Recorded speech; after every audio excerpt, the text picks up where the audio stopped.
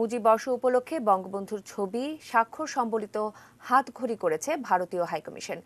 এদিকে স্বাধীনতার সুবর্ণ জয়ন্তী অনুষ্ঠানে ভারতের প্রধানমন্ত্রী নরেন্দ্র মোদি বাংলাদেশে আসবেন বলে জানিয়েছেন সড়ক পরিবহন ও সেতুমন্ত্রী ওবায়দুল কাদের।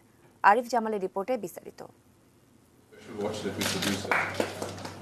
মঙ্গলবার সচিবালয়ে মুজিববর্ষ উপলক্ষে ভারতীয় হাইকমিশনের হাতঘড়ি উন্মোচন করা হয়। দেশটির হাইকমিশনার বিক্রম দোরাইস্বামী সড়ক পরিবহন ও সেতুমন্ত্রীর কাছে সেগুলো তুলে দেন। বিশেষ সংস্করণের এই ঘড়িগুলো বানিয়েছে ভারতের ঘড়ি নির্মাতা প্রতিষ্ঠান টাইটান। ঘড়িগুলোর ডায়ালে রয়েছে বঙ্গবন্ধুর ছবি ও স্বাক্ষর। পরে ভারতের হাইকমিশনার তার দেশের জনগণের কাছে বঙ্গবন্ধুর অবস্থান ও গুরুত্বের কথা তুলে ধরেন। As our Prime Minister Shri Narendra Modi has said, Bangabandhu is of course the father of modern Bangladesh, but he's also a hero in India, and we thought we should pay tribute to this great leader. সড়ক পরিবহন ও সেতুমন্ত্রী ওবায়দুল কাদের বলেন, বাংলাদেশ ভারত সম্পর্ক সময়ের পরীক্ষায় উত্তীর্ণ। ইতিমধ্যে দুদেশে প্রধানমন্ত্রীর সদিচ্ছা এবং আলোচনার মাধ্যমে অনেক অমীমাংসিত ইস্যু সমাধান হয়েছে। তিস্তার পানি বন্টন নিয়ে এটুকু বলতে পারি আলোচনা ইতিবাচক অগ্রগতি আছে।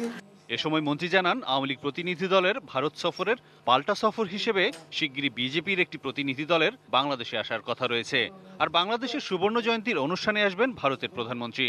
আমি আশা করছি আমাদের স্বাধীনতার সুবর্ণ জয়ন্তী উৎসব উপলক্ষে সামনে যে অনুষ্ঠানের আয়োজন হবে সেখানে আমরা ভারতীয় প্রধানমন্ত্রী শ্রী নরেন্দ্র মোদীকে বাংলাদেশ সফরে তিনি আসবার আগ্রহ প্রকাশ করেছেন। আমরা অফিসিয়ালি ইনভাইটেশন পাঠাবো।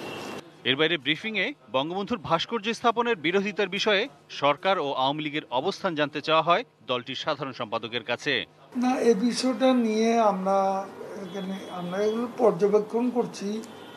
তো এটা আমাদের স্বরাষ্ট্রমন্ত্রী, তার সঙ্গে যখন আপনাদের তো উনিও আবার এখন করোনা আক্রান্ত নেগেটিভ হয়েছে, তার কাছে উনিও হয়তো আসবেন, ওনার সাথে আমার মনে হয় বিষয়টা আলাপ করতে পারে।